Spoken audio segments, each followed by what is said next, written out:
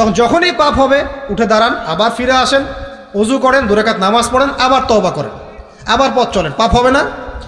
পাপ হয়েছে বলে কিন্তু কেউ কাফের হয়ে যাবে না। মনে করেন ইমানদার মানুষ পথ চলতে চলতে জেনা করে ফেলেছে, হতে পারে না? হতেই পারে। তো এখন কি সে কাফের হয়ে যাবে? না, সে বড়জোর জালেম হতে পারে, ফাসেক হতে পারে। সে তওবা করে ফিরে এসে আবার আল্লাহর খাঁটি বান্দা হওয়ার সুযোগ আছে। তো তাকে কি হত্যা করা যাবে? যাবে না। তো এই বিষয়টা খেয়াল রাখবেন যে ঈমানের জন্য 3টা শর্ত: 1 অন্তরে বিশ্বাস, 2 মৌখিক স্বীকৃতি, এবং 3 কি বলেন? কাজে বাস্তবায়ন। মাশাআল্লাহ। এখন আল্লাহ পাক এই মুমিনদেরকে বলছেন যে কু আনফুসাকুম, নিজে এখন জাহান্নামের আগুন থেকে বাঁচো। মানে ঈমান এনেছি বলেই কিন্তু তাহলে জাহান্নামের আগুন থেকে বাঁচা যাচ্ছে না। অন্য কিছু কাজের দরকার আছে, আত্মসমর্পণের দরকার আছে, ইহসানের দরকার আছে, তাকওয়ার দরকার আছে। তুমি নিজে জাহান্নামের আগুন থেকে বাঁচো এবং ওয়া আহলিকুম নারা, তোমার পরিবারবর্গ যারা আছে তাদেরকেও জাহান্নামের আগুন থেকে বাঁচাও। এই আদেশটা কি সবার জন্য না, নাকি এক শ্রেণীর মানুষের জন্য? সবার জন্য। কোন জাহান্নাম? আল্লাহ ভয় দেখাচ্ছেন সেই জাহান্নাম যেই জাহান্নামে 19 জন কঠিন মনের ফেরেশতা আছে। তারা দায়িত্বশীল ফেরেশতা, তাদের আন্ডারে আর অনেক ফেরেশতা থাকতে পারেন। আলাইহা তিসআতা আশর, সেখানে 19 জন শক্তিশালী ফেরেশতা আছেন। মালাইকাতুন গিলাজুন শিদা, তাদের অন্তরটা খুব কঠিন। আযাব দেওয়ার সময় যাররা পরিমাণ তারা মায়া দয়া করবে না। আযাব দেওয়ার সময় যাররা পরিমাণ মায়া দয়া তারা করবে না। কবরে যখন ফাসেক, জালেম, কাফের, মুশরিককে পিটানো হবে তখন কি কেউ মায়া দয়া করবে? তখন যদি বলে ব্যথা পাচ্ছি, তাহলে কি তারা আযাব দেওয়া বন্ধ করে দেবে? শোনেন, সূরা মুমিন নামে একটা সূরা আছে। কোন সূরা? সূরা মুমিনের মধ্যে ফেরাউনের একটা ঘটনা আছে। সেই ঘটনা একটা অ্যামেজিং একটা আয়াত আছে, অ্যামেজিং একটা আয়াত। আল্লাহ পাক বলছেন যে ফেরাউন এবং তার দলবলকে প্রত্যেক দিন সকালে এবং সন্ধ্যায় 2 বেলা করে জাহান্নামের আগুন যেখানে তারা থাকবে ওইটা উপস্থাপন করা হয়। কথা বুঝতে পারছেন না? ফেরাউন এবং তার দলবলকে প্রত্যেক দিন সকাল সন্ধ্যা জাহান্নামের চিরস্থায়ী আবাস কোনটা হবে এটা উপস্থাপন করে দেখানো হয়। আল্লাহ পাক বলছেন যে তুমি নিজে জাহান্নামের আগুন থেকে বাঁচো, তোমার পরিবারবর্গকে বাঁচাও। কোন জাহান্নাম? যেখানে কঠিন মনের ফেরেশতা আছে। এখন আমরা আগে দেখব কোরআন থেকে যে এখানে এরকম পরিবার কোথায় যে পরিবারগুলো জান্নাতের টুকরা। কোরআনে আসেন, আমরা দেখি কিছু এক্সাম্পল দেখি। 1 নম্বর এক্সাম্পল দিচ্ছি, আদম এবং হাওয়া আলাইহিস সালাম, তারা একটা পরিবার না? আচ্ছা, তাদেরকে আল্লাহ পাক ফল খাওয়ার কারণে জান্নাত থেকে নামিয়ে দিলেন না? এই ফলটা খাওয়ার ব্যাপারে, এই গাছের কাছে যাওয়ার ব্যাপারে তাদেরকে উৎসাহিত করেছিল কে? ইবলিস। ইবলিস বলেছিল যে হাল আদুল্লুকা আলা শাজারাতিল খুলদি ওয়া মুলকিন লা ইয়াবলা, হে আদম এবং হাওয়া, আমি কি তোমাদেরকে এমন গাছের সন্ধান দিব না যে গাছের কাছে গেলে তোমরা চিরস্থায়ী হয়ে যাবে এবং বিশাল রাজত্বের অধিকারী হবে। চিরস্থায়িত্বের টোপ এবং রাজত্বের টোপ, এই দুটো দিয়ে তারা আদম এবং হাওয়া আলাইহিস সালামকে ডিসিভ করেছিল।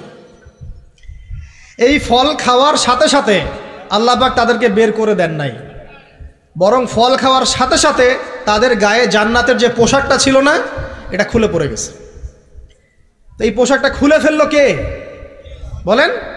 ইবলিস, শয়তান। আল্লাহ পাক এটাই বলছেন, ইয়া বানি আদম, হে বনু আদম, লা ইয়াফতিনান্নাকুমুশ শাইতান, শয়তান যেন তোমাদেরকে ফিতনায় না ফেলতে পারে। কামা আখরাজা আবাওয়াইকুম মিনাল জান্নাহ, ঠিক যেমন করে সে তোমাদের পিতামাতাকে জান্নাত থেকে বের করে দিয়েছিল। ইয়ানজিউ আনহুমা লিবাসাহুমা, শয়তান তোমাদের পিতামাতার লেবাস পোশাক খুলে ফেলে দিয়েছিল। লিউরিয়াহুমা মিন সাওআতিহিমা, যাতে করে তাদের লজ্জাস্থান উন্মুক্ত হয়ে যায়। তাহলে আমাদের পিতামাতাকে নগ্ন করে দিয়েছিল কে?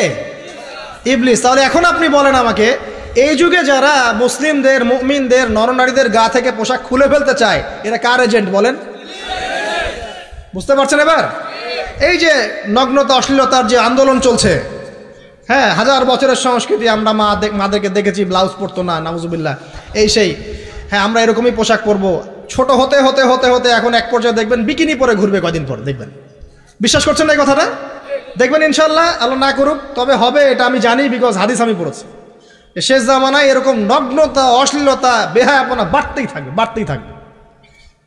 এবং এমন একটা সময় আসবে যে মানুষ রাস্তাঘাটে জেনা করবে। ওই যুগের সবচেয়ে ভালো ব্যক্তি হবে সে, যে তাকে গিয়ে বলবে, বাবা তুমি এইখানে জেনা করছো ভালো, একটু দেওয়ালের পিছনে যেতে পারলা না, সে হবে ওই জমানার ভালো ব্যক্তি। আপনি হাদিসটা বিশ্বাস করলেন না? আমি নিজে হাদিস পড়েছি যে রাস্তাঘাটে মানুষ জেনা করবে। তো এই যে নগ্নতা আর অশ্লীলতার যে সংস্কৃতি চলছে না, এ কাপড় খুলে ফেলার যে ট্রেন্ড এবং রেভলিউশনের দিকে মানুষ যাচ্ছে এখন, মেয়েরা স্পেশালি, এরা নিঃসন্দেহে মানুষ শয়তান, নিঃসন্দেহে। কারণ ওই যে শয়তান আমাদের পিতামাতার কাপড় খুলে ফেলেছিল, এরা তার এজেন্ট। এরা আমার বোনের গা থেকে কাপড় খুলতে চায়, এরা আপনার স্ত্রীর গা থেকে কাপড় খুলতে চায়, এরা আপনার মায়ের গা থেকে কাপড় খুলতে চায় এবং বলতে চায় এটা স্বাধীনতা। আরে বোকা মানুষ, এই পৃথিবীতে মানুষ স্বাধীন নয়, এই পৃথিবীতে কোনো মানুষই স্বাধীন নয়। মানুষ কিভাবে স্বাধীন হতে পারে? এখানে পৃথিবীতে যতদিন থাকবে মানুষ আল্লাহর দাসত্বের মধ্যে থাকবে। যে মানুষ নিজেকে স্বাধীন মনে করে সে শয়তানের তাবেদারি করে। এই পৃথিবীতে কোনো মানুষই স্বতন্ত্র স্বাধীন নয়, বরং আল্লাহ পাকের দাসত্বের অধীনে সে পরাধীন।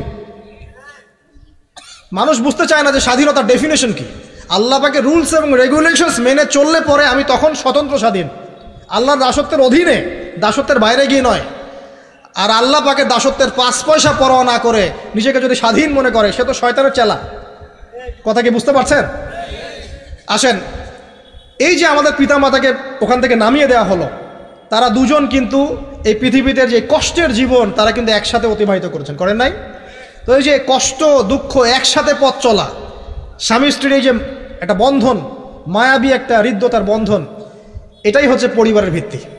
আমি আদর্শ পরিবারের দিকে যাচ্ছি আস্তে আস্তে ইনশাআল্লাহ। কোরআন থেকে আপনাকে কয়েকটা দলিল দিচ্ছে। এবার দেখবেন তাদের সন্তান হাবিল কাবিল, ও যে কি হলো, কাবিল হাবিলকে, পড়েন নাই? কাবিল হাবিলকে হত্যা করলো। এখানে হত্যার মূল কারণ কি ছিল? হিংসা। কাবিলের কুরবানি কবুল হচ্ছে না, হাবিলেরটা হচ্ছে। তার মানে বুঝলাম পৃথিবীতে ফাসাদ ছড়িয়ে পড়বে, পরিবারে ফাসাদ ছড়িয়ে পড়বে, তার অন্যতম একটা কারণ হচ্ছে ঈর্ষা বা হিংসা। আসলে ঈর্ষা হিংসা এক জিনিস নয়, এখানে মূল কারণ হচ্ছে হিংসা। তো আমাদের পরিবার জান্নাতের টুকরা হবে ইনশাআল্লাহ যদি স্বামী স্ত্রীর মধ্যে হিংসা না থাকে, পরিবারের সদস্যদের মধ্যে পরশ্রী কাতরতা না থাকে। একটু মনোযোগ দেন। তারপরে সামনে যান। ওই যে নূহ আলাইহিস সালামের নাম শুনেছেন? আচ্ছা, কত বছর দাওয়াত দিয়েছেন বলেন? এই তো মাশাআল্লাহ 950 বছর। 950 বছর দাওয়াত দেওয়ার পর 40 বা 80টা পরিবার ইসলাম কবুল করেছে। বাকিরা আল্লাহ পাকের গজবে ডুবে গেছে। এখন ডুবে যাওয়ার মধ্যে কি তার ছেলেও ছিল না? নূহ আলাইহিস সালাম আল্লাহকে বলছেন, আল্লাহ ইন্নাহু মিন আহলি, সে আমার পরিবারের একজন, তাকে হেফাজত করে বাঁচাও, আল্লাহ মাফ করে দাও। আল্লাহ পাক বলছেন লাইসা মিন আহলিক, সে তোমার পরিবারের কেউ না। এখান থেকে আরেকটা দলিল দেই। লুত, কওমে লুতের নাম শুনেছেন? ওটা সমকামী, ছেলে ছেলে বিয়ে করে, যেটা এখন ছড়িয়ে পড়ছে দিন দিন। প্রতি 10 জনের মধ্যে নাকি একজন এখন মনে করে যে ছেলে ছেলে বিয়ে করা যায়, নাউজুবিল্লাহ। এবং এর এই সভ্যতাটার ধারক বাহক হচ্ছে পশ্চিমারা। ওখানে অনেক আগেই এগুলো চালু হয়ে গেছে। আমেরিকাতে তো চালু আছেই, ব্রিটেনে আছে, কানাডায় আছে, অস্ট্রেলিয়া আছে, আমাদের ভারতেও আছে। আর দিন দিন এখন এটাই যে আমাদের সাবকন্টিনেন্ট বাংলাদেশ, এখানেও ঢুকে পড়েছে। এবং এদের সংগঠন আছে, এদের পতাকা আছে, পতাকার মধ্যে রংধনুর সাইন আছে। হ্যাঁ, এরা এখন বাক স্বাধীনতার কথা বলে। তো ছেলে ছেলে, কিন্তু মেয়ে মেয়েও যে বিয়ে করে এটা কোরআনে পাই নাই। তো এখন দেখছি মেয়ে মেয়েও বিয়ে করে। কথা কি বিশ্বাস করছেন না? মেয়ে মেয়ে পর্যন্ত বিয়ে করে। তারপরে আরো দেখেছি ইদানিং যে লিভ টুগেদার চলছে বাংলাদেশে। এখন বিয়ের দরকার নেই, একসাথে থাকবেন, বিয়ের দরকার নেই। মানে আপনি একজন বান্ধবী একসাথে চলবেন স্বামী স্ত্রীর মতো, এটা লিভ টুগেদার। বলবে যে উন্নত সভ্যতার এগিয়ে গেছে, আমরা পিছিয়ে থাকবো কেন? শোনো, তোমরা আগাচ্ছ ঠিকই, কিন্তু তোমরা আগাচ্ছ কোন দিকে জানো? তোমরা আগাচ্ছ জাহান্নামের দিকে। তোমরা জাহান্নামের দিকে আগাচ্ছ। তোমরা ঠিকই আগাচ্ছ, অস্বীকার করছি না। তোমরা এগিয়ে যাচ্ছ ঠিকই, বাট জাহান্নামের দিকে। তোমাদের তাকদিরে যদি হেদায়েত না থাকে, জাহান্নামের মর্মান্তিক আযাব থেকে কেউ বাঁচাতে পারবে না। তো এই কওমে লুতকে আল্লাহ পাক ধ্বংস করেছে নির্মমভাবে। ফেরেশতাদের পাখা দিয়ে পুরো জাতিটাকে তুলে, ওই যে কওমে লুত, জর্ডান, ডেড সি, ওই জায়গাটা, উপর থেকে পাথর বর্ষণ করে রজম করে উল্টা দিকে আবার দফন করে দেওয়া হয়েছে। তো এই কওমে লুতের নবীর নাম ছিলেন লুত আলাইহিস সালাম, ঠিক আছে? তার স্ত্রী পর্যন্ত কিন্তু ঈমান আনেন নাই, ঠিক নূহ আলাইহিস সালামের স্ত্রীর মতোই। নূহ আলাইহিস সালামের সন্তান স্ত্রী ঈমান আনে নাই, লুত আলাইহিস সালামের স্ত্রী ঈমান আনেন নাই। এবার এখান থেকে আমাদের পারিবারিক হেদায়েতটা কি বলেন? আপনি যদি একজন আলেমের সন্তানও হন, আপনি যদি একজন মুহাদ্দিস, মুফাসসির, মুফতিরও সন্তান হন, নিজে যদি তাকওয়া ঈমান অর্জন করতে ব্যর্থ হন, আপনার বংশ, আপনার পরিচয়, আপনার জাতীয়তাবাদ, আপনার রক্ত, বর্ণ কোনো কিছুই আপনাকে জাহান্নামের আগুন থেকে বাঁচাতে পারবে না। এই জন্য নবী সাল্লাল্লাহু আলাইহি ওয়াসাল্লাম তার কলিজার টুকরা মেয়ে ফাতিমা রাদিয়াল্লাহু আনহাকে বলছেন, হে ফাতিমা, দুনিয়াতে আমার কাছে যা চাওয়ার তুমি চেয়ে নাও, পরকালে আমি তোমার কিন্তু কোনো হেল্প করতে পারবো না। কিন্তু আমরা জানি নবী সাল্লাল্লাহু আলাইহি ওয়াসাল্লাম সবার জন্য আমভাবে সুপারিশ করবেন। তিনি তার স্ত্রী আয়েশা রাদিয়াল্লাহু আনহাকে কাঁদতে দেখে বলছেন, হে আয়েশা, কি জন্য কাঁদছো? আয়েশা রাদিয়াল্লাহু আনহা বলছেন, আল্লাহর আযাবের ভয়ে কাঁদছি হে ইয়া রাসূলুল্লাহ।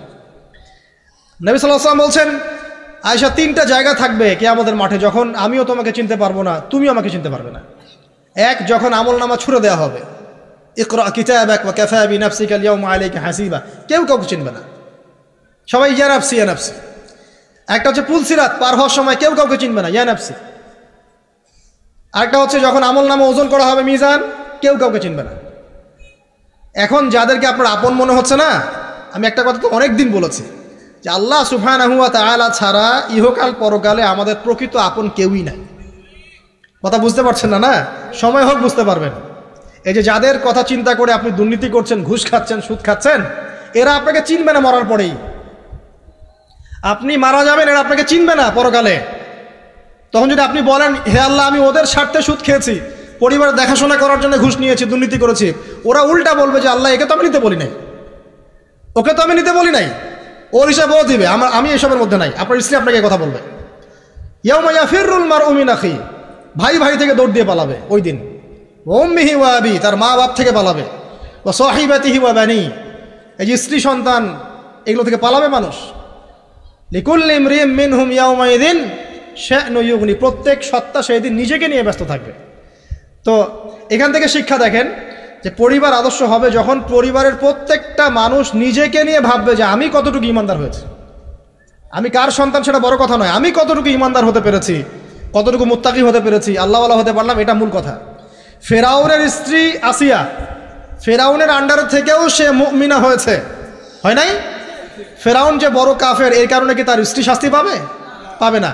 বরং আমাদের নবীজি মেরাজের রাতে গিয়ে দেখেছেন এবং গন্ধ পেয়েছেন যে সুঘ্রাণ ছড়াচ্ছে একটা জায়গা থেকে।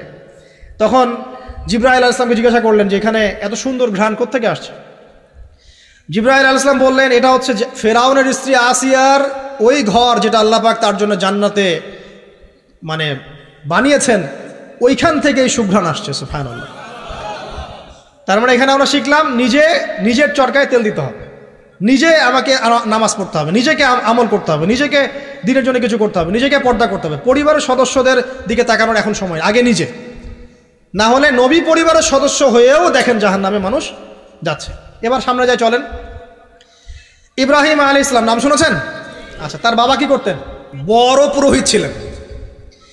আর যেখানে শিরক সেখানেই দেখবেন ইব্রাহিম, যেখানেই কুফর সেখানেই মুহাম্মদ সাল্লাল্লাহু আলাইহি ওয়াসাল্লামের জন্ম হয়, এটাই নিয়ম। তো সেখানে আল্লাহ পাক জন্ম দিলেন ইব্রাহিম আলাইহিস সালামকে, যিনি তার পিতাকে নসিহত করছেন, আব্বা তুমি কেন লিমা তা'বুদু, তুমি কেন এমন এক সত্তার ইবাদত করো, মা লা ইয়াসমাউ, যে শুনতেও পারে না, ওয়ালা ইউবসিরু, সে দেখতেও পারে না, ওয়ালা ইউগনি আনকা শাইআ, সে তোমার কোনো উপকারও করতে পারে না, ক্ষতিও করতে পারে না। ইভেন তোমার স্ট্যাচুর গায়ে একটা মাছি যদি বসে, এটাকে সে নিজে সরাতেও পারে না, তার কোনো ক্ষমতা নাই। এখন তুমি কেন বাবা এর ইবাদত করছো? ইব্রাহিম আলাইহিস সালাম বলছেন। তখন তার বাবা বলছেন, আনতা রাগিবুন আন আলিহাতিনা ইয়া ইব্রাহিম, হে ইব্রাহিম, তুমি কি আমাদের এই উপাস্যদের থেকে মুখ ফিরাচ্ছ? যদি তুমি ফিরে না আসো তাহলে আমি তোমাকে বাসা থেকে বের করে দিব, তোমার মাথা পাথর দিয়ে মেরে ফাটিয়ে ফেলবো। তো ইব্রাহিম আলাইহিস সালাম তর্ক করলেন না, বললেন সালামুন আলাইক, আপনার উপর শান্তি বর্ষিত হোক। এই বলে তিনি বাসা থেকে বের হয়ে গেলেন। খেয়াল করে দেখেন, যুবক ছেলে ইব্রাহিম, সে তার পিতাকে দাওয়াত দিল, তার পিতা একজন বড় শিরকের কারিগর, যে তার দাওয়াত কবুল করলো না। কিন্তু ইব্রাহিম আলাইহিস সালাম কিন্তু মিথ্যার সাথে সত্যের আপোষ করলেন না। তিনি প্রয়োজনে একা চলে গেলেন বাড়ি থেকে, তারপরেও আল্লাহর আনুগত্য ছাড়লেন না। পরিবারের হেদায়েত এখানে নাই, আছে। আরও সামনে যান, ইব্রাহিম আলাইহিস সালামের একজন স্ত্রীর নাম কি? হাজেরা, আরেকজনের নাম কি? সারা। সারা আলাইহিস সালাম থাকেন ওই যে শামে, প্যালেস্টাইন, আর হাজেরা আলাইহিস সালামকে রেখে আসা হয়েছে কোথায়? মক্কায়, এই যে এখানে জামজাম কূপ তৈরি হলো। এখানে হাজরা আলাইহিস সালামকে রেখে যাওয়ার সময় তিনি বলছেন যে আমাদেরকে এই জনমানব শূন্য জায়গায় কেন রেখে যাচ্ছেন ইব্রাহিম? চুপ করে আছেন, আবার জিজ্ঞাসা করছেন, আবার চুপ করে আছেন। এবার তিনি বলছেন হাজরা আলাইহিস সালাম যে আপনি কি আল্লাহর আদেশেই কাজ করছেন? তখন ইব্রাহিম আলাইহিস সালাম বলছেন হ্যাঁ, মাথাটা খালি নাড়ালেন, হ্যাঁ নাম। তখন তার স্ত্রী বলছেন তাহলে আল্লাহ পাক আমাদেরকে ধ্বংস করবেন না ইনশাআল্লাহ। খাবার নাই, পানিও নাই, কিছুই নাই, আল্লাহর প্রতি তাওয়াক্কুলটা দেখেন।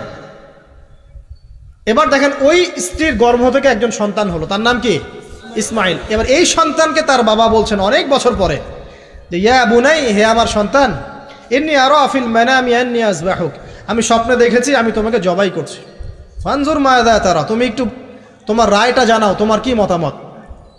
ওই তাওয়াক্কুল কারিনী নারীর গর্ভ থেকে জন্ম নেওয়া এই ইসমাইল তিনি বলছেন ইয়া আবাতি, হে আমার বাবা, ইফআল মা তুমার, আপনি তাই করেন যা আল্লাহ আপনাকে আদেশ করেছেন। সাতাজিদুনি ইনশাআল্লাহু মিনাস সাবিরিন, ইনশাআল্লাহ আপনি আমাকে সবরকারী পাবেন। এই বাচ্চার বয়স হবে বড় জোর 10 থেকে 15, নাকি কম সম হবে আর কি। তো এই প্রজন্মের আমাদের জেনারেশনকে দেখেন না, আমি গতকালকে গুগল সার্চ করে দেখেছি যে বাংলাদেশের 11 থেকে 19 বছর বয়সী যে বাচ্চারা আছে, কিশোর, এরা এখন সবচেয়ে বেশি পর্ন দেখে, সবচেয়ে বেশি। এবং কলেজ পড়ুয়াদের, স্কুল কলেজ পড়ুয়ার মধ্যে 77%ই পর্ন দেখে। এবং ইন টোটাল হিসাব করে দেখা যায় বাংলাদেশে 92% মানুষ পর্ন আসক্ত, মানে পর্ন আসক্ত না হলেও পর্ন দেখে। তো ওই যে কিশোর ইসমাইলের চেতনা দেখেন আর আমাদের এই যুব সমাজের চেতনা দেখেন, পার্থক্যটা করেন আপনি, তাহলে বুঝতে পারবেন কিভাবে রেভলিউশন হয়েছে ইসলামের, এখন কেন হচ্ছে না আপনি নিজেই বুঝতে পারবেন। আমাদের কারণেই হচ্ছে না। আসেন এবার এই সন্তানকে যে জবাই করার ঘটনা, আল্লাহ পাক হাদিয়া পাঠালেন, তাকে জবাই করতে হলো না। এখান থেকে আমরা কুরবানির ঈদ পালন করছি, তাই না? আচ্ছা, এখানে আমি পরিবারের হেদায়েত হিসাবে এটা ফাইন্ড আউট করছি আপনাদের জন্য যে যদি পরিবারের নারীরা হয় এই হাজরা আলাইহিস সালামের মতো সহনশীলা, সবরকারিণী এবং তাওয়াক্কুলকারিণী, তখনই গিয়ে তাদের গর্ভ থেকে ইসমাইলের মতো সন্তান জন্ম হবে ইনশাআল্লাহ। যাদেরকে আল্লাহর জন্য কুরবানি করতে চাইলে তারা বলবে কোনো সমস্যা নাই, প্রয়োজন আল্লাহর জন্য কুরবান হয়ে যাও। তো এখানে কার ভূমিকা বেশি, বাবার না মায়ের? তাকে কিন্তু তার বাবা মানুষ করেননি, তার বাবা ওইখানে থাকেন সিরিয়ায়, শামে, মাঝে মাঝে আসা যাওয়া করে। তার বেশিরভাগ সময় তাকে প্যারেন্টিং কে করেছে? তার মা। ওই মায়ের গর্ভ থেকে এমন সন্তান আশা করা যায়?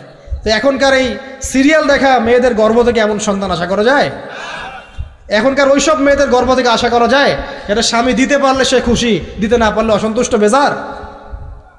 স্বামীকে প্রেশার দিতে দিতে, মানসিক কষ্ট দিতে দিতে স্বামীকে বুড়া বানায় ফেলে দিয়েছে। আমাদের নবীজি দোয়া করতেন আল্লাহর কাছে, আল্লাহ আমি এমন স্ত্রী থেকে তোমার কাছে আশ্রয় চাই যে আমাকে বৃদ্ধ হওয়ার আগেই বুড়া বানায় ফেলবে। বৃদ্ধ হওয়ার আগেও স্ত্রী চাইলে স্বামীকে বুড়া বানাতে পারে। দেখা যায় অনেক সময় অনেক পরিবার স্ত্রীদের মানসিক টর্চারের কারণে স্বামীরা স্ট্রোকের শিকার হয়, রোগ ব্যাধির শিকার হয়, হার্ট স্ট্রোক করে, হাই প্রেশারের শিকার হয়, পেরেশান, দিনের জন্য কাজ করা তো দূরের কথা, দুনিয়া সামলাতে তার সারাদিন চলে যায়। এই নারীরা কি হাজরা আলাইহিস সালামের মতো? যখন এমন নারীরা ঘরে ঘরে তৈরি হবে তখন দেখবেন আদর্শ পরিবার ঠিকই গঠিত হবে ইনশাআল্লাহ। তো বিয়ে করলে এই ধরনের মেয়েকে করবেন। রূপের সৌন্দর্য দেখে, টাকা পয়সা দেখে আর অন্যান্য বিষয়গুলো দেখে এত বেশি ইমপ্রেসড হওয়ার দরকার নেই। আপনি দেখবেন দিনদারিতা আছে কিনা। এবং দিনদারিতা কিন্তু শুধু বোরখার মধ্যেই থাকে না। আপনাকে কথা বলে প্রশ্ন উত্তরের মাধ্যমে পাত্রী দেখার সময় এগুলো যাচ করতে হবে। আপনাকে ওর মাকে দেখতে হবে, তার মা কেমন, কোন মায়ের সন্তান সে, তার মায়ের আকীদা কেমন, তার মা কেমনে চলাফেরা করে, ওর নানি কেমন, ওর পরিবারের সদস্যরা কেমন, এগুলো দেখে মেয়ে চুজ করবেন। এই যে নসিহতগুলো করছি, যারা আনম্যারিড তোমার জন্য এগুলো শোনার চেয়ে বেশি দামি। কারণ এই ডিসিশনটা এত গুরুত্বপূর্ণ যে জীবনে যদি এটাতে ভুল করে ফেলেন কখনো, সারাটা জীবন আপনাকে এই বোঝা টানতে হবে। এবং এমন কষ্ট আসবে যেটা আপনার ওই যে বিয়ের পর নতুনত্বর সাময়িক। তিনি একজন বিজ্ঞ মানুষ ছিলেন, অনেকে বলেছেন নবী ছিলেন, কেউ বলেছেন নবী ছিলেন না। যাই হোক, তিনি তার সন্তানকে কিছু নসিহত করছেন। কি চমৎকার নসিহত! তিনি সন্তানকে নসিহত করছেন, ইয়া বুনাইয়া, হে আমার ছোট্ট বৎস, লা তুশরিক বিল্লাহ, তুমি আল্লাহর সাথে কাউকে শরিক করো না। ইন্না শিরকা লা যুলমুন আযীম, কারণ শিরক হচ্ছে মহান জুলুম। ছোট্ট একটা বাচ্চা শিরকের বোঝেটা কি কিছু বোঝে? আমরা আমাদের ছোট বাচ্চাদেরকে কী শিখাই? জীবনে বড় হওয়া, প্রতিষ্ঠিত হওয়া, ইত্যাদি ইত্যাদি, তাই না? কিন্তু এখানে দেখেন লুকমান হাকিম আলাইহিস সালাম তিনি তার সন্তানকে শিরকের শিক্ষা দিচ্ছেন। পিতামাতার খেদমত করবে, তাদের অবাধ্য হবে না, সৎ কাজের আদেশ করবে, অসৎ কাজে নিষেধ করবে, ঠিক আছে, বিপদে পড়লে সবর করবে, গাধার মতো উচ্চস্বরে কথা বলবে না, এই নসিহতগুলো করছেন লুকমান তার সন্তানকে আলাইহিস সালাম। তো এখান থেকে প্যারেন্টিং পাচ্ছেন না যে আপনি আপনার সন্তানকে, পরিবারের সদস্যদেরকে কী নসিহত করবেন? এবার কোরআনের পাতায় পাতায় আছে। ইয়াকুব আলাইহিস সালাম তার সন্তানদেরকে নসিহত করছেন, আমার পরে তোমরা কার ইবাদত করবে? তারা বলছে আমরা আল্লাহর ইবাদত করবো ইনশাআল্লাহ তাআলা। ইউসুফ আলাইহিস সালামের সাথে তার পিতার একটা গভীর প্রেমের সম্পর্ক ছিল। আসহাবুল কাহফের মধ্যে আপনি এর এক্সাম্পল পাবেন। তো কোরআনের নামে পাতায় পাতায় আপনি দেখবেন যে আলহামদুলিল্লাহ আল্লাহ পাক আমাদেরকে আদর্শ পরিবার গড়ার এই মেসেজগুলো দিয়েছেন। বলতে গেলে অনেক লম্বা সময় চলে যাবে, তো বাকিগুলো আপনারা খুঁজে বের করবেন ইনশাআল্লাহ। আল্লাহ পাক তৌফিক দান করুন। এবার আসেন যে নবী সাল্লাল্লাহু আলাইহি ওয়াসাল্লাম এবং সাহাবায়ে কেরামের যুগে পরিবারগুলো কেমন ছিল। খুব শর্ট করে বলি, তখন পরিবারের মধ্যে তাওহীদ ছিল, ঠিক আছে, পরিবারের মধ্যে সুন্নত ছিল, পরিবারে কোরআনের তালিম চর্চা ছিল, পরিবারে পর্দা ছিল, পরিবারের মধ্যে দেখবেন আপনি মাশাআল্লাহ ইসলামিক অনুশাসন ছিল, একটা শাসনের লাঠি ছিল, পরিবারের মধ্যে হৃদ্যতা ভালোবাসার বন্ধন ছিল, হ্যাঁ, পরিবারে হালাল রিজিকের প্রাচুর্য ছিল, পরিবারের মধ্যে অপসংস্কৃতি ছিল না, ইসলামিক সংস্কৃতি ছিল। মানে ওই সময় পরিবারগুলো এক একটা সোনার টুকরা ছিল না, তাই না? ছিল না, জান্নাতের টুকরা ছিল। মানে যত ভালো গুণ সব পরিবারে ছিল, আর খারাপ গুণের সাথে তারা খুব একটা সম্পর্কিত ছিলেন না, আলহামদুলিল্লাহ।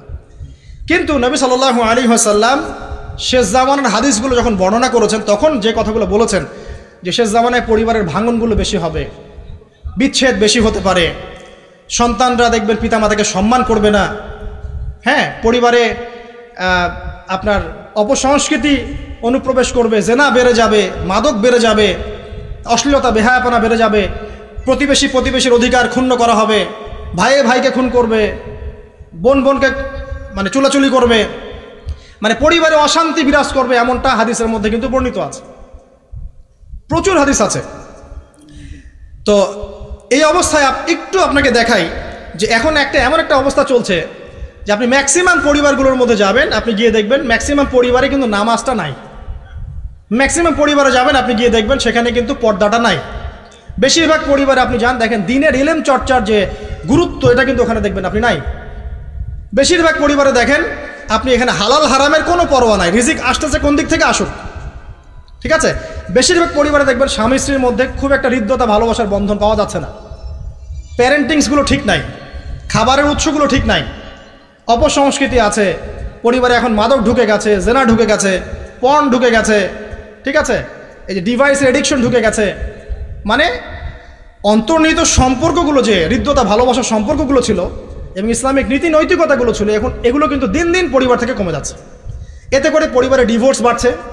যেমন প্রতি 1 ঘন্টায় ঢাকায় একটা করে ডিভোর্স হয়, মানে প্রতি 24 ঘন্টায় 24টা ডিভোর্স ঢাকায় হয়, এবং আমেরিকার মতো কান্ট্রিতে প্রতি 13 সেকেন্ডে একটা করে ডিভোর্স হয়, ঠিক আছে।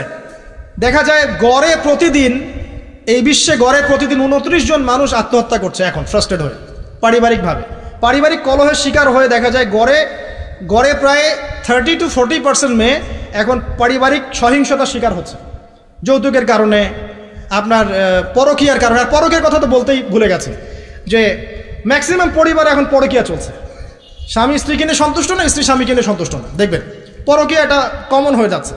ম্যাক্সিমাম পরিবারে আপনি দেখবেন যে পর্ন ঢুকে গেছে, জেনা ঢুকে গেছে, মানে জেনাটাকে সহজ করে ফেলা হচ্ছে। এবং প্রগতির নামে আমরা এখন এমন কিছু কালচার লালন পালন করছি যেগুলো আস্তে আস্তে আমাদেরকে ইসলাম থেকে সরিয়ে দিচ্ছে। তো পরিবারের অবস্থা এখন ভয়াবহ খারাপ, আত্মহত্যার প্রবণতা বাড়ছে, যৌতুক বাড়ছে, আপনার মাদকাসক্ত ছেলেমেয়ের সংখ্যা বাড়ছে, হ্যাঁ, পর্ন এডিক্টেড ছেলের সংখ্যা বাড়ছে। এরা না দেশকে কিছু দিতে পারছে, না সমাজকে, না জাতিকে। এরা কিন্তু আসলে সম্পদ নয়, এরা বরং বোঝা হচ্ছে। দুনিয়াবি বিষয়গুলোকে অনেক বেশি গুরুত্ব দেওয়া হচ্ছে, এতে করে দিনটা কিন্তু সংকুচিত হচ্ছে। তো এগুলো বলতে থাকলে অনেক সময় চলে যাবে। তো এক কথায় পরিবারের ভাঙনটা এখন বেশি এবং পরিবারের নীতি নৈতিকতার অবস্থা খুব খারাপ। এর কারণগুলো আমরা ফাইন্ড আউট করলাম। কী কী কারণ? 1 নাম্বার ধরেন কোরআনের তালিম চর্চা উঠে যাওয়া, তাওহীদ উঠে যাওয়া, শিরকের অনুপ্রবেশ, সুন্নত উঠে যাওয়া, বেদাতগুলো ঢুকে যাওয়া, পরিবারে হারাম রিজিক ঢুকে যাওয়া, পরিবারের কর্তাদের নীরব ভূমিকা, হ্যাঁ, পরিবারে হাজরা আলাইহিস সালামের মতো মা না থাকা, পরিবারে খাদিজা রাদিয়াল্লাহু আনহার মতো স্ত্রী না থাকা, অনেক কারণ। এরপরে বাইরের সংস্কৃতির অনুপ্রবেশ, হ্যাঁ, প্রিন্ট এবং ইলেকট্রনিক মিডিয়ার যৌনতা, এই সব কিছু মিলে কিন্তু পরিবারগুলো টাস করছে এখন। এতে করে দেখবেন অনেক সমস্যা হচ্ছে। যৌতুক টৌতুক তো বললাম, সবচেয়ে বড় কথা আপোষের যে মিল মোহব্বত, ওয়াজআলা বাইনাকুম মাওয়াদ্দাতা ওয়া রাহমা, এটা আস্তে আস্তে কমে যাচ্ছে। এবং পরিবার যখন এরকম ভাঙনের শিকার হচ্ছে তখন দেখবেন সমাজের মধ্যে স্ট্যাবিলিটি নষ্ট হচ্ছে, এবং এই সমাজগুলো দিয়ে আপনি কখনো আদর্শ রাষ্ট্র কায়েম করতে পারবেন না। এখন আসেন, জাস্ট এখান থেকে আমি আলোচনার শেষের দিকে যাব অল্প সময়, যে আমরা এখন কি কি কাজ করলে কিভাবে স্টার্ট করব আর কিভাবে আমরা এটাকে সলভ করতে পারি। এই সলিউশনটা দুই রকম। এক নম্বর হচ্ছে যারা অলরেডি পরিবারে ঢুকে গেছেন তাদেরকে অন্য জায়গা থেকে শুরু করতে হবে। মানে যারা অলরেডি পরিবারে ঢুকে গেছেন আপনাদেরকে তওবা করে ফিরে এসে আবার শুরু করতে হবে। আর যারা পরিবারে এখনও ঢোকেন নাই, আপনারা এখনও সৌভাগ্যবান। এখন থেকে যদি আপনারা এই নসিহতগুলো মেনে চলতে পারেন, ইনশাআল্লাহ আপনার পরিবারটা 8-10টা পরিবারের মতো হবে না ইনশাআল্লাহ। প্রথমে বলি তাদের কথা যারা পরিবারে ঢুকে গেছি আমরা, তাদের কাজ কি? তাদের প্রথম কাজ হচ্ছে ঠান্ডা মাথায় বিশ্বের পরিস্থিতি, সমাজ দেশের পরিস্থিতিগুলো নিয়ে চিন্তা করা, ঠান্ডা মাথায় যে হচ্ছেটা কি আসলে। যখন দেখবো যে না আসলে ভালো কিছু হচ্ছে না, খারাপ হচ্ছে, তখন আপনার ভুলটা কোথায় সেটা আপনাকে ফাইন্ড আউট করতে হবে। আপনার ভুলটা কোথায় ছিল? আপনি এমন কাউকে বিয়ে করেছেন যে ফ্যামিনিস্ট, আপনি এমন একটা পরিবার গঠন করেছেন যেখানে আপনি কোরআনটা চালু করতে পারেন নাই, সবাই নামাজ পড়ছে না, সবাই পর্দা করছে না, হ্যাঁ, নিয়মিত তালিম হচ্ছে না। এখন আপনার কাজ কি? আগে তওবা করে ফিরে আসে, ফিরে এসে আপনি জ্ঞান চর্চা শুরু করেন। আপনি নিজে রোল মডেল হয়ে দেখান, জ্ঞান চর্চা করে, আমল করে, পর্দা করে, ইসলামের জন্য কিছু করে একটা রোল মডেল স্থাপন করে দেখান, দেখিয়ে পরিবারকে আহ্বান করেন যে তোমরাও এদিকে আসো। এবং আপনার যত ক্ষমতা আল্লাহ পাক দিয়েছেন পরিবারে, অর্থনৈতিক ক্ষমতা বা স্বামী হিসেবে ক্ষমতা, বাবা হিসেবে ক্ষমতা, এটা আপনি পরিবারে প্রয়োগ করেন, প্রয়োগ করে পরিবারটাকে লাইনে আনার চেষ্টা করেন। এরপরে চেষ্টা করতে করতে করতে করতে যদি কোনো কাজই না হয় শেষ পর্যন্ত, অ্যাটলিস্ট আপনি আপনার দায়িত্ব পালন করেছেন। এখন তাদের ভার আল্লাহর হাতে ছেড়ে দেন, আপনি আপনার কবরের ফিকির করেন, ব্যাস। যার যার হক তাকে তাকে দিয়ে দেন, নিজের হকটা আল্লাহর কাছে চেয়ে নেন। আর দ্বিতীয় হচ্ছে তারা যাদের পরিবার এখনো শুরু হয়নি, আপনারা কিভাবে স্টার্ট করবেন? প্রথমে বলবো জ্ঞান চর্চা এখনই করে নেন, জ্ঞান অর্জনটা এখনই করে নেন। পরিবার গঠন হয়ে গেলে অনেক রেসপন্সিবিলিটি আসবে, তখন ডিফিকাল্ট। তো জেনারেল লাইনে পড়া, ইসলামিক পড়া একটা ব্যালেন্স করেন। আমি বলছি না জেনারেল পড়া ছেড়ে দেন, আমি এটা কখনো বলি নাই। ওটা পড়াশোনা করেন, ইসলামিক পড়াশোনাগুলো করেন, একটা ব্যালেন্স করেন। করে আপনি 5 ওয়াক্ত নামাজ শুরু করেন, আল্লাহ রাস্তায় সময় লাগান, কোরআন তেলাওয়াত করেন, আলেম ওলামার সোহবতে যান, হ্যাঁ, আত্মশুদ্ধিমূলক কাজ করেন, সমাজ কল্যাণমূলক কাজ করেন। পাশাপাশি আরও বলবো যে দিনী কাজে ব্যস্ত থাকেন, দিনী কাজে ব্যস্ত থাকেন, ভালো কাজে ব্যস্ত থাকেন। এভাবে নিজের ভিতরটাকে আগে পরিশুদ্ধ করে নেন। এরপর আপনি একটা হালাল রিজিকের চেষ্টা করেন, একটা হালাল পবিত্র রিজিক হোক, সেটা কৃষিকাজ। লজ্জার কিচ্ছু নাই, কৃষিকাজ লজ্জার কোনো প্রফেশন নয়, গর্বের প্রফেশন। কারণ আল্লাহ পাক বহু নবীকে রাখালি করিয়েছেন, পশুপালন করিয়েছেন। জানেন, মুসা আলাইহিস সালামকে আল্লাহ পাক পশুপালন করিয়েছেন 8 বছর 10 বছর। এগুলো কোনো লজ্জার প্রফেশন নয়, এটা গর্বের প্রফেশন। আপনি হালাল রিজিক, অর্থনীতি হোক, আপনার কৃষিভিত্তিক হোক, বা ব্যবসা করেন হালাল কোনো, বা গভর্নমেন্ট জব, বড় বড় গভর্নমেন্ট জবের জন্য ট্রাই করেন, সেটাও ভালো। যদি না পান, বেসরকারি জব পান, আলহামদুলিল্লাহ। খেয়াল রাখবেন, জব করতে গিয়ে, ব্যবসা করতে গিয়ে এবং রিজিকের সন্ধান করতে গিয়ে আপনার নামাজ যেন ছুটে না যায়, আপনার রিজিকে হারাম যেন ঢুকে না যায়, আপনাকে যেন সুদ খেতে না হয়, আপনাকে যেন ফ্রি মিক্সিংয়ে যেতে না হয়, এগুলো খেয়াল রাখেন। খেয়াল রেখে একটা হালাল রিজিকের সোর্স আগে বের করেন। প্রয়োজনে উদ্যোক্তা হন, নতুন কিছু উদ্যোগ গ্রহণ করেন, উদ্যোক্তা হয়ে নিজে কিছু প্রতিষ্ঠা করে দেখান, এমন কিছু করেন। এরপরে আপনি বিয়ের ফিকিরটা করেন, রিজিকের ব্যবস্থাটাকে করে নেন, তারপরে ওদিকে যান। আপনার আপন ভাই হিসেবে আমি কথাগুলো বলছি, মনে করেন।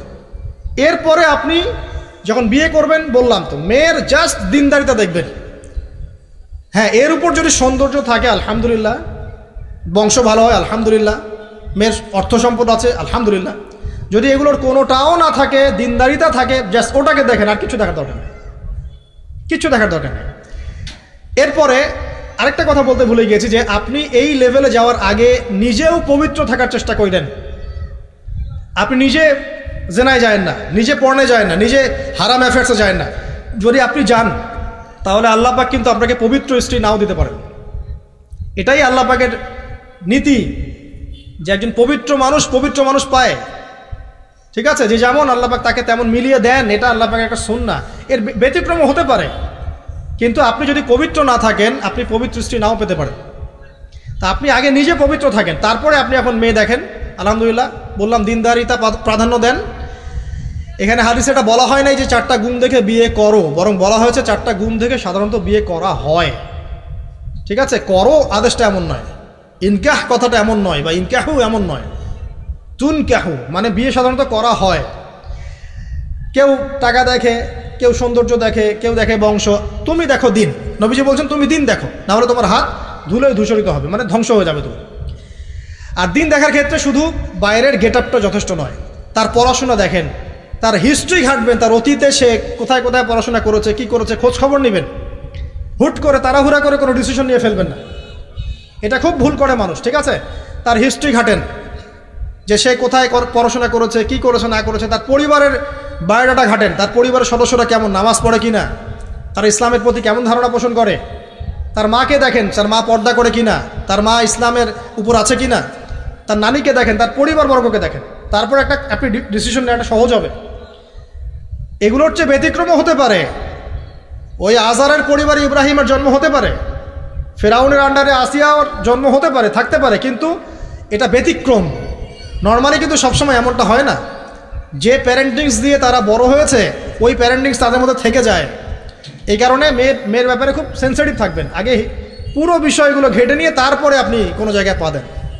তারও আগে ইস্তেখারা করবেন আল্লাহর কাছে, যে আল্লাহ আমি তোমার কাছে ইস্তেখারা করছি, আমি জানি না যে কোনটা আমার জন্য ভালো হবে, কোনটা খারাপ। আল্লাহ এটা যদি আমার জন্য ভালো হয় সহজ করে দাও, যদি খারাপ হয় আল্লাহ দূর করে দাও। নিজের উপর চাপ নিয়েন না। তারপরে যদি দেখেন আলহামদুলিল্লাহ দিনদার, আর ডানে বামে দেখার দরকার নাই। যদি আপনি আপনার মনের মতো দিনদার পবিত্র একজন মেয়ে পেয়ে যান, আর যদি সে সুন্দরীও হয় মাশাআল্লাহ, আর ভালো বংশের হয়, তাহলে সারাটা জীবন তাকে নিয়ে কাটিয়ে দেন, সারাটা জীবন তাকে নিয়ে কাটিয়ে দেন, আপনি হ্যাপি হবেন ইনশাআল্লাহ। ডানে বামে দেখার আর দরকার নাই। যদিও একাধিক বিয়ের অনুমতি আছে, কোরআন সুন্নাহয় সব কিছুই আছে, কিন্তু এখন বাস্তবতাটাও বুঝতে হবে। কীরকম? যে কোরআন সুন্নাহয় এমন অনেক কিছুই আছে যেটা বাস্তবে ইমপ্লিমেন্ট করাটা এতটাও সহজ না। যখন যারা করতে চায় তাদেরকে অনেক অনেক হ্যাসেল পোহাতে হয়, কারণ সমাজটা যেহেতু এমন না। কোরআন সুন্নাহয় আছে যদিও, কিন্তু সমাজটা এমন না। তখন ওই ব্যক্তি কোরআন সুন্নাহ মানতে গেলে দেখা যায় সমাজ থেকে ব্যাপক হ্যারাসমেন্টের শিকার হয়। যদিও এটা তার দোষ না, এটা আল্লাহ পাক তাকে হয় পরীক্ষা করছেন, অথবা এই ওসিলায় তার গুনাহ মাফ করবেন। কিন্তু নর্মালি যেটা চলছে, এখানে আপনি আপনার বেস্টটা নেন, যেটা অপশনাল সেদিকে যাওয়ার দরকার নেই। এটা আমার নসিহত। কারণ সবার ওই শক্তি সামর্থ্য থাকে না যে সব কিছু সুন্দর মতো টাইটলি হ্যান্ডেল করতে পারবে। আর বলা যত সহজ, করার ব্যাপারটা এতটাও সহজ নয়। সো আর এই তো জেনারেশনের মেয়ের তো দেখছেনই, পান থেকে চুন খসলেই দেখবেন যে বিশাল তুল কালাম হয়ে যাচ্ছে আর কি। তো যদি আপনাকে আল্লাহ পাক আপনার পবিত্রতার কারণে, আপনার ঈমান আমলের কারণে খুশি হয়ে এমন একজন দিনদার, নেককার, পুণ্যবতী, সুন্দরী, সুশ্রী স্ত্রী দিয়ে দেন, আর ডানে বামে কখনো দেখবেন না, একদম তাকে নিয়ে পুরো লাইফটা কাটিয়ে দেবেন সব। ঠিক আছে, এরপরে দোয়া করবেন আল্লাহর কাছে, আল্লাহ এটার মধ্যে কল্যাণ বরকত দান করো। বিবাহের ক্ষেত্রে আপনি মোহরটাকে কম করবেন। আপনি মোহর মানে মেয়েদেরকে বলছি, মেয়ের বাবাদেরকে বলছি, সামর্থ্য অনুযায়ী করবেন, ছেলের সামর্থ্য অনুযায়ী করবেন, তার উপরে বোঝা চাপিয়ে দিবেন না।